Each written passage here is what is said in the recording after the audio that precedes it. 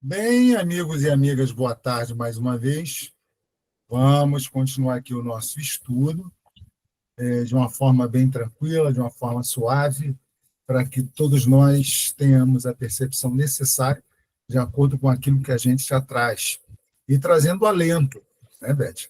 Trazendo alento para a gente continuar com a fé, com o raciocínio, que vai permitir que a gente seja mais suave nesse mundão de provas e expiações. Então, a gente está aqui no Livro dos Espíritos, na conclusão, o item 5 e o item 6.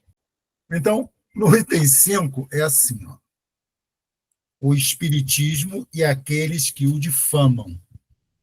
Tá ali. Então, a gente tem o seguinte: os que dizem que as crenças espíritas ameaçam invadir o mundo proclamam sua força do Espiritismo. Olha só que interessante. Os que se sentem ameaçados acham, imaginam que é uma invasão assim, certo? Que vai mudar, que vai estruturar, que isso, que aquilo.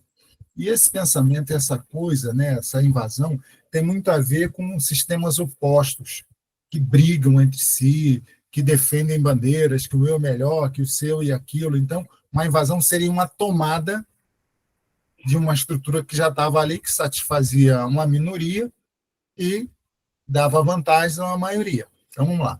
Os que dizem que as crenças espíritas ameaçam invadir o mundo proclamam ipso facto a força do espiritismo, porque jamais poderia tornar-se universal uma ideia sem fundamento e destituída de lógica. Então, se o espiritismo, se a doutrina espírita fosse algo vazio, algo sem sentido, algo sem lógica, seria uma nuvem passageira. E aqueles que difamam, aqueles que iam contra, aqueles que não aceitavam, não precisariam se preocupar. Seria mais uma onda. Vai passar isso aí. Isso é bloco. É trio elétrico. Daqui a pouco acaba. Arrasta uma multidão, mas daqui a pouco acaba e pronto. Mas não é isso, não. Tá? Assim, se o espiritismo se implanta por toda parte, se, principalmente nas classes cultas, recruta adeptos, como todos facilmente reconhecerão, é que tem um fundo de verdade. Então, se não tivesse uma sustentação lógica e verdadeira, acabei de falar, não haveria necessidade de preocupação. Vamos lá. Baldados é bom. Baldados contra essa tendência serão todos os esforços dos seus detratores, dos seus opositores, e a prova é que o próprio ridículo de que procuram cobri-lo, longe de lhe amortecer o ímpeto, parece ter-lhe dado novo vigor. Resultado que plenamente justifica o que repetidas vezes os espíritos hão dito. Não vos inquieteis com a oposição. Tudo que é contra vós, tudo que contra vós fizerem, se tornará o vosso favor, e os vossos maiores adversários, sem quererem, servirão a vossa causa. Olha só que interessante. Quando você quer que alguma coisa não seja vista por uma maioria ou uma coisa difundida, você esconde. É isso que eles estavam tentando fazer, né? Esconde, abafa, está ali nascendo uma coisa nova, as ideias ainda não alastraram pelo mundão, não ganharam a visibilidade que a espiritualidade sabia que iria ganhar. Então, você já ouviu falar do Alto de Barcelona, o Alto da Fé de Barcelona?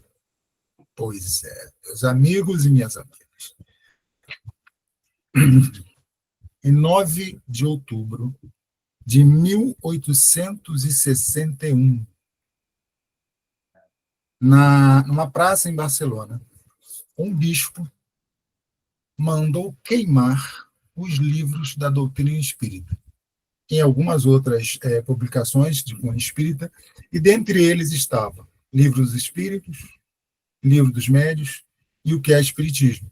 Mandou queimar simplesmente porque aquilo era uma afronta aquilo era uma heresia, aquilo ia contra o sistema vigente e não poderia e tal, e tal, e tal, e tal. Então, ele reúne aquilo ali e manda queimar.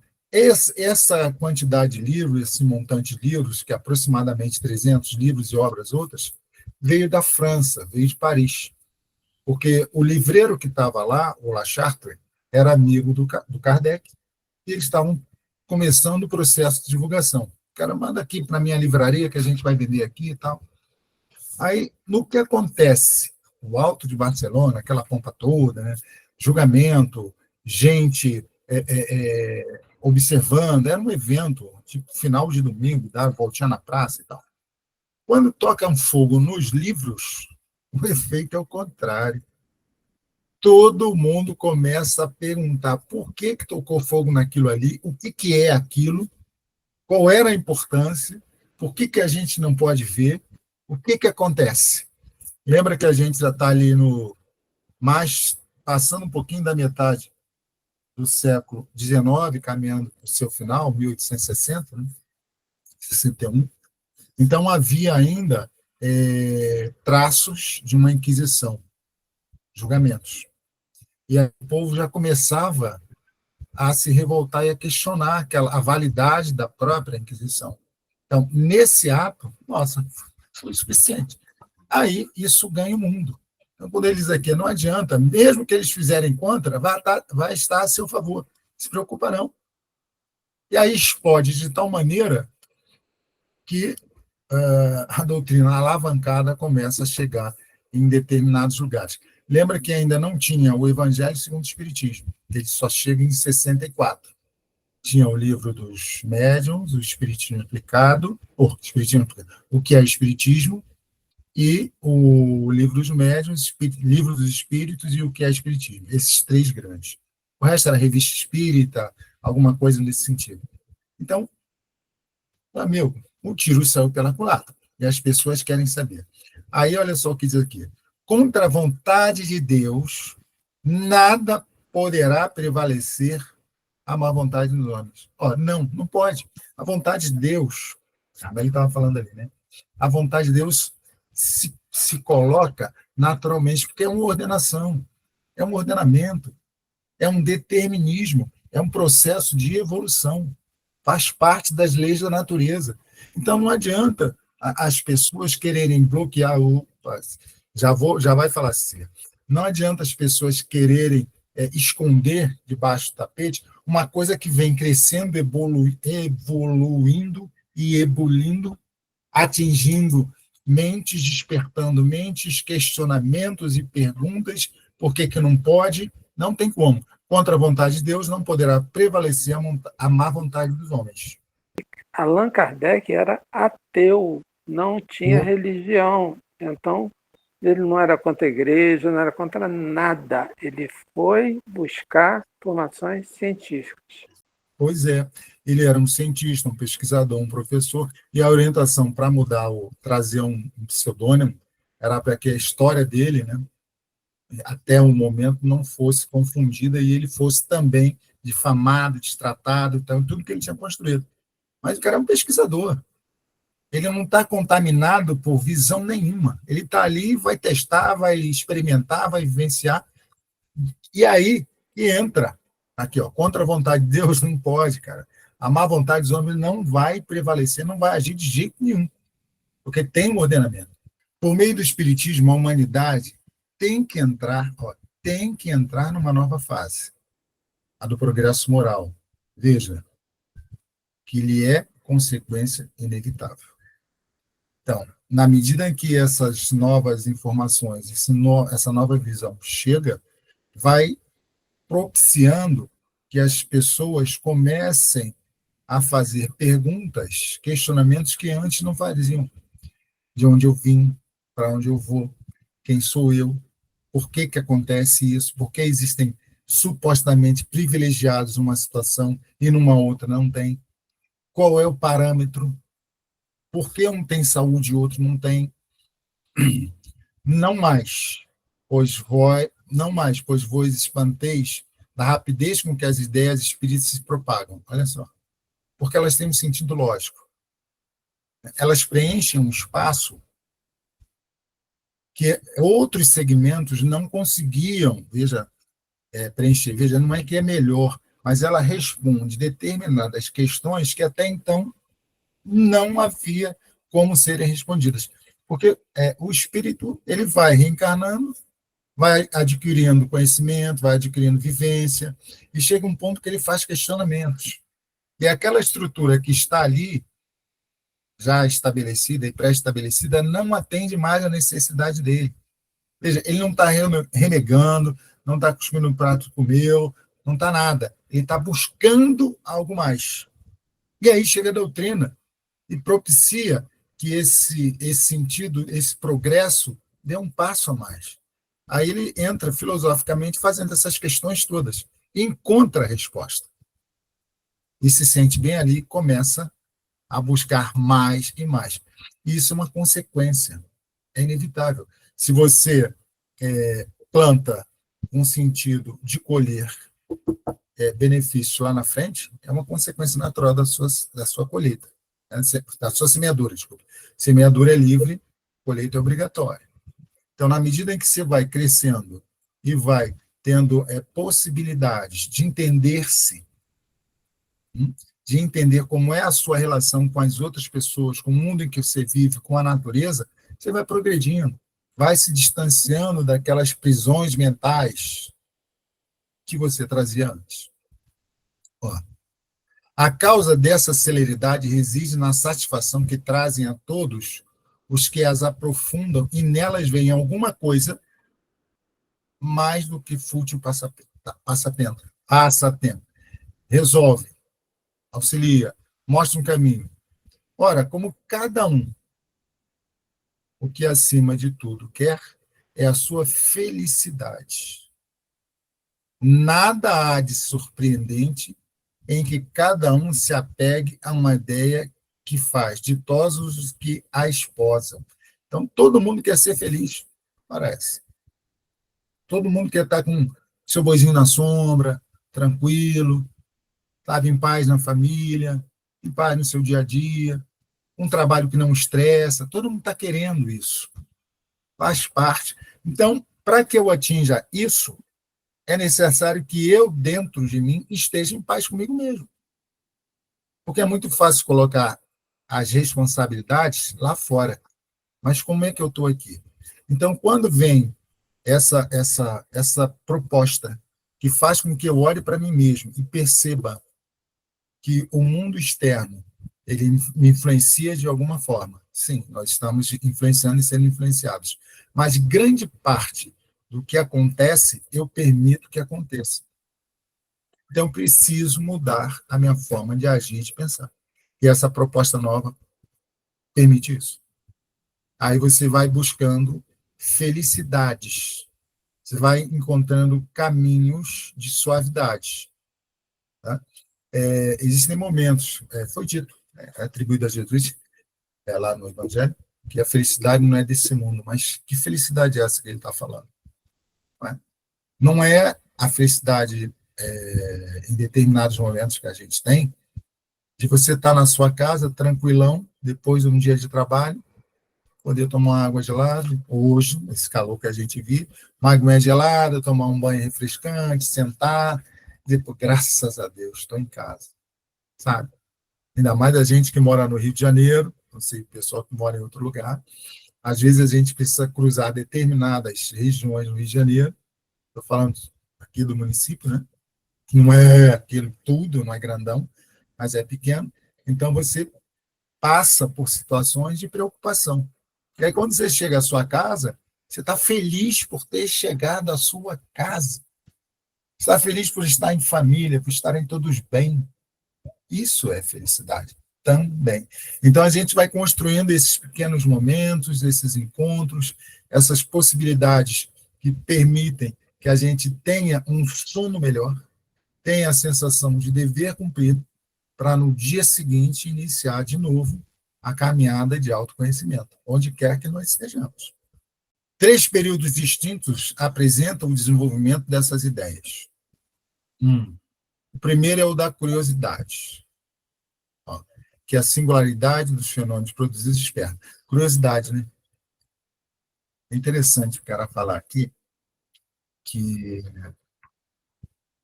a curiosidade, isso vai me lembrar uma coisa, trazendo na própria história da doutrina.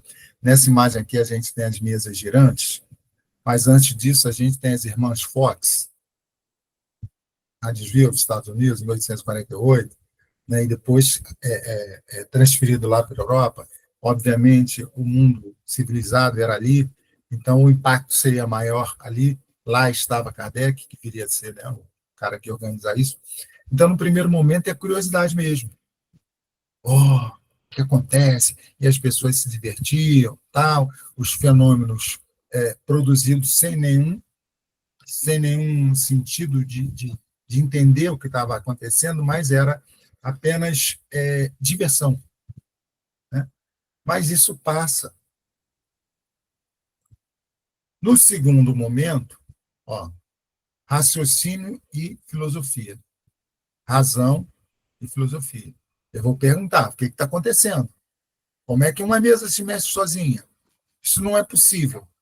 Racionalmente tem que ter alguma coisa ali. Eu vou perguntar, vou questionar. E o terceiro, Odara. Ó, aplicação das consequências.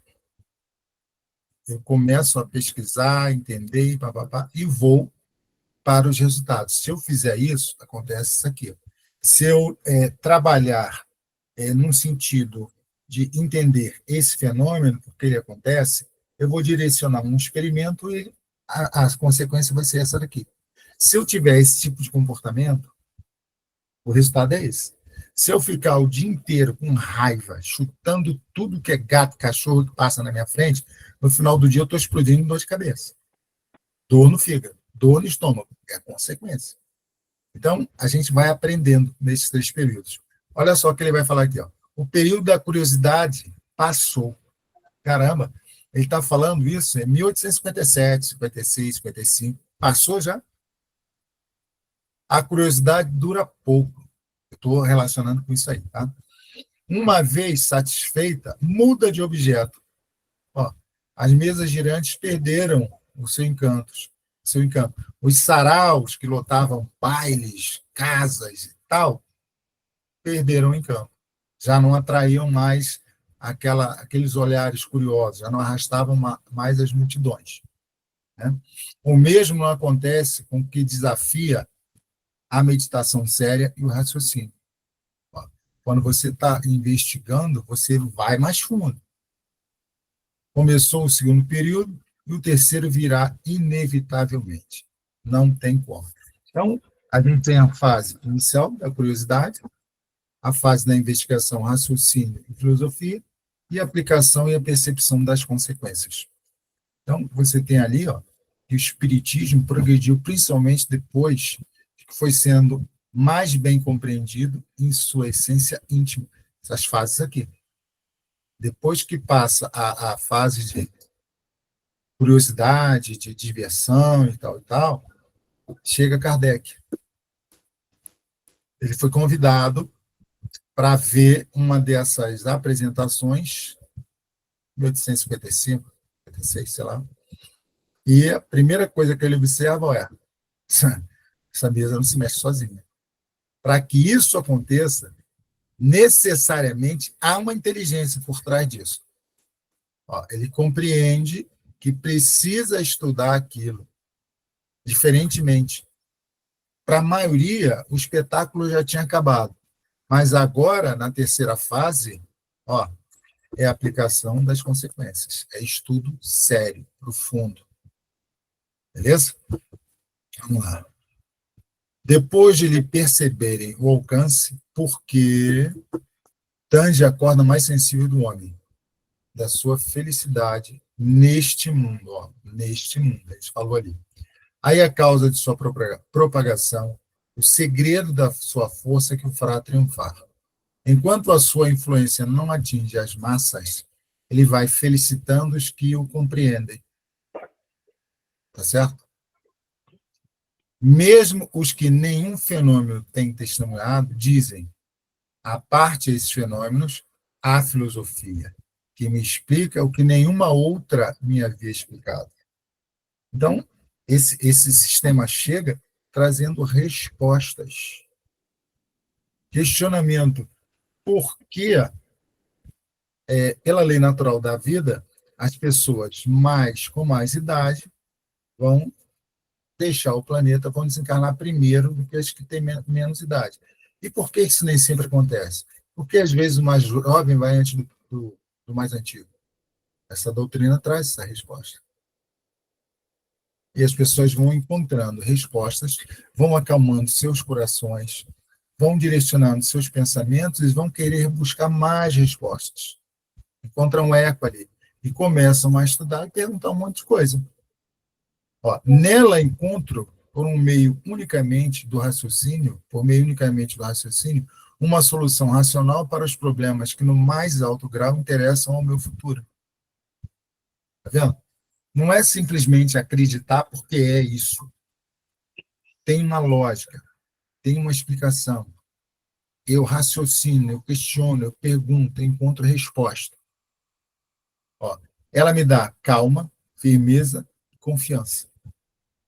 Se eu estava desesperado ontem, se eu estava angustiado ontem, se eu estava sem saber o que fazer e para onde ir, quando eu começo a olhar para essa doutrina, para essa possibilidade, para esse caminho de entendimento, isso vai me trazendo um refrigério na alma, vai serenando meu coração, vai tranquilizando meu pensamento. Livra-me do tormento da incerteza. Aqui, eu vim da onde? Você é um espírito imortal, criado assim, tal. O seu princípio, o objetivo da encarnação aqui é tornar você melhor, superar você mesmo. E para onde eu vou? Você retorna de onde você veio, o mundo espiritual, para continuar o seu progresso. Interessante.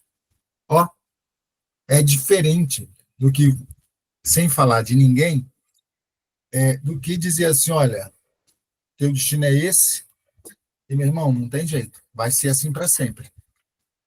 Caramba, eu fico desesperado. Se eu começo a questionar, pensar, caramba, e minha família, como é que vai ser? Caramba, eu não vou ver nunca mais? Não vou encontrar nunca mais? Aí vem alguém e diz, calma, tem esse caminho aqui, cada um de acordo com o que fizer aqui. Você planta, você colhe. Mas, lá na frente, há uma possibilidade de você e os outros se reencontrarem, porque cada um vai fazer o caminho, vai se reajustar, vai para um outro patamar e lá na frente vocês poderão se encontrar. É diferente. Traz uma esperança, traz um alívio. Ao lado de tudo isso, secundária se torna a questão dos fatos materiais. A pessoa, ela vai entender que a matéria é importante, a materialidade é importante, para que a gente possa ter, como eu falei, uma água gelada, um banho, né? Esse calor é importante, mas isso não é o principal, certo? É importante que a gente entenda que, de forma nenhuma, a doutrina condena as questões materiais que propiciam para cada um de nós conforto e bem-estar, para que a gente possa ter condições até de nos dar ao luxo de questionar mais, perguntar mais. Então, ela não condena nada, ela mostra que é um caminho, sim, que pode ser seguido, agora, sem os exageros, sem ficar apegado àquilo ali, porque nada nos pertence. Quereis vós todos que o atacais, olha os detratores aqui, um meio de combatê-lo com êxito? Aqui o tendes. Substituí-o por alguma coisa melhor. Tem. Indicai uma solução mais filosófica. Tem. Para todas as questões que ele resolveu. Tem. Dai ao homem outra certeza que o faça mais feliz, porém compreendei bem o alcance desta palavra, certeza. Por enquanto o homem não aceita como certo, senão o que lhe parece lógico. Não vos contenteis com dizer. Isso não é assim. Então, para os detratores, você tem uma proposta melhor? Você consegue trazer algo que seja mais lógico, que ofereça todo esse tipo de oportunidade, de refazimento, de tranquilidade, de acalmar, tirar o tormento da incerteza, mostrar que sim, é possível chegar mais ali à frente. Você tem alguma coisa aí? Ah, não tem não. Então, dê-me licença. Dê-me licença que a doutrina está passando. Mesmo que você não queira, mesmo que você esteja agarrado nos seus conceitos antigos, pode ficar, não tem problema. Mas independente do que você fala ou não, a doutrina segue, certo? Ó, não vos, isso tal, demasiado fácil e semelhante. Ah, tá, vou repetir aqui. Não vos contenteis com dizer, isso não é assim. Demasiado fácil é semelhante à alternativa. Não tem nenhuma proposta.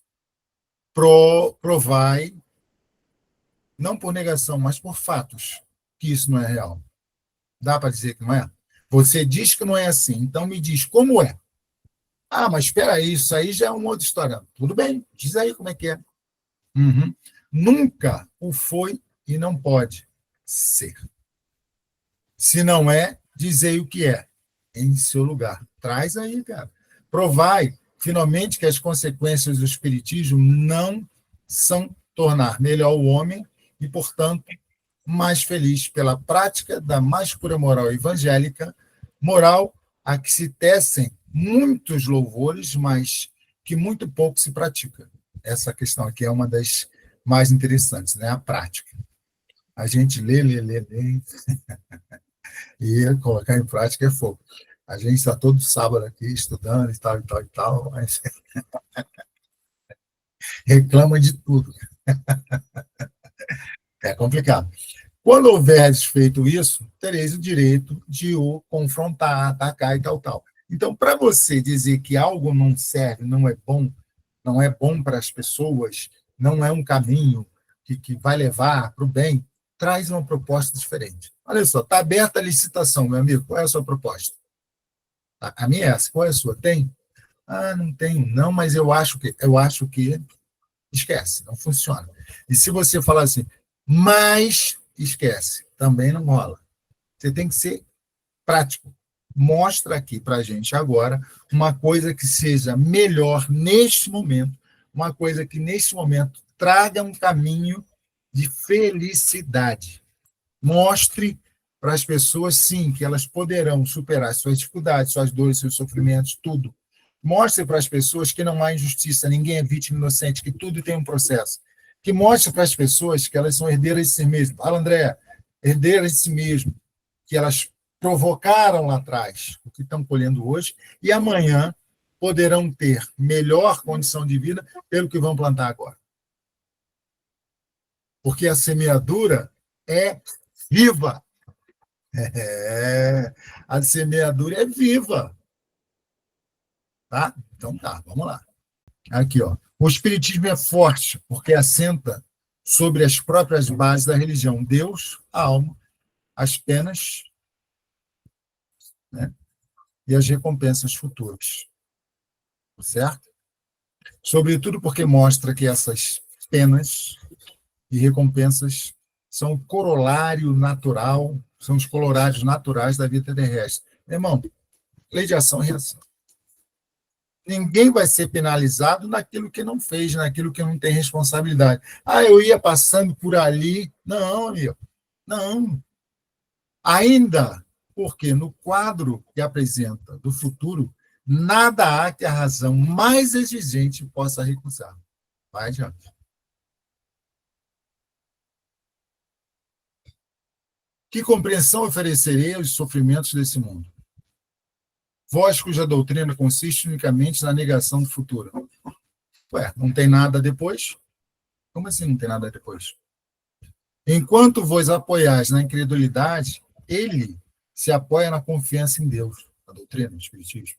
Ao passo que convida os homens à felicidade, à esperança, à verdadeira fraternidade, vós lhes ofereceis o nada. Olha isso, cara. Por perspectiva e o egoísmo por consolação. Quer dizer, eu sou bonzinho, eu vou para cá, o malzinho vai para o outro lado. Sinto muito. Estou nem aí mesmo. Ele tudo explica, vós nada explicais. Ele prova pelos fatos, vós nada provais. Como quereis que se hesite entre as duas doutrinas? Então, para quem já está no momento de questionamento, de buscando mais, vai comparar os dois sistemas e vai dizer, caramba, eu vou tentar por aqui, porque eu já estou querendo isso, eu já estou questionando isso, eu já estou pronto para isso. Quem não está, não tem problema nenhum, continua do jeito que está. Está bem assim? Está tudo certo. Ninguém vai obrigar ninguém a nada, né? Mesmo porque o progresso vai fazer com que cada um de nós chegue onde tem que chegar. É aqui está o livre-arbítrio, a imagem bacana aqui, a livre escolha, reto, caminho direito, caminho para o lado, caminho para o outro. Ir direto é mais complicado, porque a gente sempre vai buscar os atalhos, letreiros luminosos, a gente acaba chegando. Uhum. E a próxima é a 6. Conclusão 6. Tá certo? Então vamos lá. Falsíssima ideia formaria do Espiritismo quem julgasse que a sua força lhe vem da prática das manifestações materiais. Ó, se fosse apenas lá no início, as mesas girantes, a doutrina não ia adiante, porque aquilo é um espetáculo, é show, é circo. A gente pode falar assim hoje, tá? Sem nenhuma questão de discriminação, de conotação negativa. Mas aquilo foi um espetáculo para chamar atenção. Mas não é, a doutrina não está assentada em cima disso. De forma nenhuma. Ó, manifestações materiais e que, portanto, obstando-se a tais manifestações, lhe teria minado a base. Ué, é como se você fosse apresentar um espetáculo e alguém tirasse as cadeiras onde o público fosse sentar. Olha, não vai ter espetáculo hoje porque as cadeiras não estão aqui. Não é assim. Tá certo? Cadê? Onde é que eu estou? Sua força está na filosofia, no apelo que dirige à razão, no bom senso. De novo, questionamento racional. Certo? Quem está afinizado, quem está nessa sintonia, busca esse caminho. Na antiguidade, era objeto de estudos misteriosos que cuidadosamente se ocultavam ao vulgo. Hoje, para ninguém tem segredos. Fala uma linguagem clara, sem ambiguidade. Alcança a todos. É aquela iniciação à luz do dia. Não tem nada escondido. Todos e a todos, para todos, nada é escondido. Lembra da parábola não, da máxima da candeia e do velador? Tá? Não se coloca a luz debaixo da cama, não se coloca a vela debaixo ou dentro de um caixote, se coloca num lugar mais acima para que possa clarear o caminho de todo mundo. Para quem já tem essa necessidade, essa vontade, possa perceber e enxergar os passos que está dando, para onde está indo. Há uma iluminação externa que vai começar a propiciar que a luz interna, a autoiluminação aconteça, passo a passo. Cadê? Ah, aqui. Hoje, tá. Uhum. Ó, tá. Nada há de místico, nada há nele de místico, nada de alegorias suscetíveis de falsas interpretações. Quer ser compreendido por todos, quer ser por todos compreendido, porque chegados são os tempos de fazer-se que os homens conheçam a verdade. E quando, meu amigo, conhece a verdade, ela te liberta. Essa é uma das melhores. Se você conhecer a verdade, ela vai te libertar. De quê? Da sua ignorância, das prisões mentais que você criou, que você adquiriu, que foram impostas, crenças limitantes, que você vem adquirindo. Mas chegou um momento que você está apto, está maduro para quebrar esses grilhões que te prendiam lá atrás. Longe se opõe à difusão da luz, deseja para todo mundo, não há privilegiado, não há classe, não há casta, não há nada. É para todo mundo, indiferente de tudo. Não reclama, crença cega. Quer que o homem saiba porque crê. Olha, é assim porque é assim. Pô, mas não podia ser diferente, não, é assim. A nova proposta é assim, mas por que é assim? Ó, amigo, senta aqui que a gente vai conversar. É assim, porque isso. Ah, está começando a fazer sentido para mim. Como é que eu não pensei nisso antes? Foi preciso que você amadurecesse um pouquinho espiritualmente para poder perceber isso. Ah, tá, gostei. Onde é que eu fico sabendo mais dessas coisas? Onde é que eu encontro isso? Isso está me fazendo bem. Apoiando-se na razão, sempre será mais forte do que os que se apoiam no nada. A razão é base sólida. O nada não é base nenhuma. Os obstáculos que tentassem oferecer a liberdade das manifestações poderiam pôr-lhe fim? Não, porque produziriam o efeito de todas as perseguições. O de, todas as perseguições, tá? O de excitar a curiosidade e o desejo de conhecer o que foi proibido. Lembra do Alto de Barcelona? Por que fizeram isso? Aquela coisa, né? Treta, a galera quer saber o que está vendo. Hoje todo mundo de telefone na mão, tal, filmando. O que houve aí? O que houve aí? Não foi nada demais, não. Foi, quero saber, conta tudo. A espiritualidade já sabia, né? A gente sabe como é que funciona essa coisa. Ou sabe não, né? A gente confia. De outro lado, se as manifestações espíritas fossem privilégio de um único homem, opa, isso aqui é importante, Kardec não cria, Kardec não é fundador, apesar da gente encontrar em outros lugares, não. O fundador da doutrina espírita é Kardec, comparando com outros luminares que criaram determinados caminhos, determinados segmentos filosóficos, religiosos, quer rotular Kardec como criador da doutrina espírita. Não é. Está dizendo, não é privilégio de um único homem. Kardec é o organizador. Professor, cientista, pesquisador, olha só, vou arrumar isso aqui para ficar fácil, extremamente fácil para você, eu e todo mundo aprender junto. Fácil, não vou cantar não. Extremamente fácil, tá? Sem dúvida que, segregado esse homem, as manifestações cessariam. Ora essa. Se você acontece nessa, né? Se fosse um único cara, pega esse cara, isola, joga ele num porão e tal, secreta lá, não fala com ninguém, as ideias vão sumir e morreriam com ele. Mas não é bem assim. Você pode eliminar a criatura, mas ideias se propagam. Se elas têm um sentido, se elas têm um fundamento, se elas são racionais, se elas trazem esperança, consolo, tudo, elas vão, não importa. Infelizmente, para os seus adversários, elas estão ao alcance de toda a gente. Olha que beleza. E de todos, e todas elas recorrem. Que beleza. Desde o mais pequenino até o mais graduado. Ó, é mais pequenino nesta e é mais graduado nesta. Espíritos imortais trocando de posições o tempo todo. Desde o palácio até a mansala, até o casebre, até a choupana, até o barraco. Certo? Não importa, são todas as dimensões, latitudes, pertitudes, não importa, ela se espraia, toma conta. Quer ver uma coisa? Se você abrir um vidro de perfume no ambiente que você está, ele vai tomar conta do ambiente? Vai. Certo? Ele se espalha, não tem como. Certo? E as pessoas vão dizer, poxa, que perfume bom, gostoso, tá legal. Né? Tomou conta, já era. Poderão proibir que sejam obtidas em público. Peraí. Poderão proibir que sejam obtidas em público.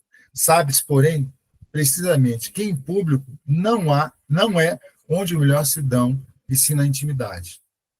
Ora, podendo todos ser médiums, quem poderá impedir que uma família no seu lar, estudo do evangelho no lar, olha que maravilha, um indivíduo no silêncio do seu gabinete, sozinho, pode pegar um livro, fazer uma prece, estudar. Prisioneiro, o cara está trancado lá, no seu cubículo, entra em comunicação com os espíritos, a despeito dos esbirros, dos guardas, né, dos detratores, dos X9 que estão lá, e mesmo na presença deles. Quem pode fazer isso? Isso não é de uma pessoa. Isso é um processo organizado, planejado, vai atingir a todo mundo onde estiver. Não adianta trancar, esconder, queimar livro, não adianta. É aquela história, o cara está lá na Central do Brasil, ou na cidade onde você está, na hora do rush, aí você fala, não vou sair daqui. Vai não? Meu irmão, você vai parar, não sabe onde, mas vai. Mesmo contrariado, xingando, não quero, está sendo levado de rodo. Não tem como. A despeito. Tá, foi. Se as proibissem num país, poderão obstar a que se verifiquem nos países vizinhos? Ó, que interessante.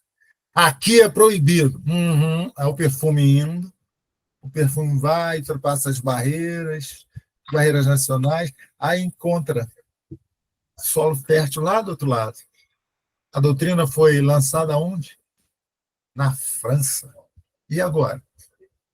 Atravessou o Além-Mar e veio estar aqui, opa. Certo? Não adianta. Queimou o livro lá em Barcelona e chegou aqui, arrasou. Né? Ó, no mundo inteiro, uma vez, tem que depois. Uma vez que nos dois hemisférios não há um lugar onde não existam médiums. É isso mesmo? Claro. Para se encarcerarem todos os médios, preciso fora quem se encarcerasse metade do gênero humano. Hoje são 8 bilhões, dá 4, né? 4 bilhões. Fora os que dizem que não são e veem coisa. Ouvem coisa. Não, eu não. Certo? Chegassem mesmo, o que não seria mais fácil é queimar todos os livros espíritas ou espiritualistas e no dia seguinte estariam reproduzidos porque intactável é a fonte de onde emanam e porque ninguém pode encarcerar ou queimar os espíritos seus verdadeiros autores. Isso está lá em 1857, né? Imagina hoje, um toque espalha para o mundo todo. 2 segundos, já foi. Não tem como. Tá certo? O espiritismo não é obra de um homem, falamos aqui. Ninguém pode inculcar-se como o seu criador. É obra dos espíritos. Pois tão antigo ele é quanto a criação. Encontramos-lo por toda parte, em todas as religiões. O povo vai cair da cadeira. Principalmente na religião católica. Alto de Barcelona. Tá? E aí, com mais autoridade do que em todas as outras. Porquanto nela se nos depara o princípio de tudo que há nele. Os espíritos, em todos os graus de elevação, suas relações ocultas e ostensivas com os homens.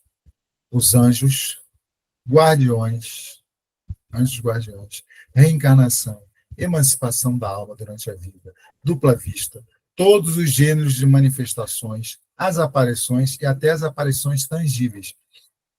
Esses fenômenos que foram citados aqui, de monte no segmento católico, de monte.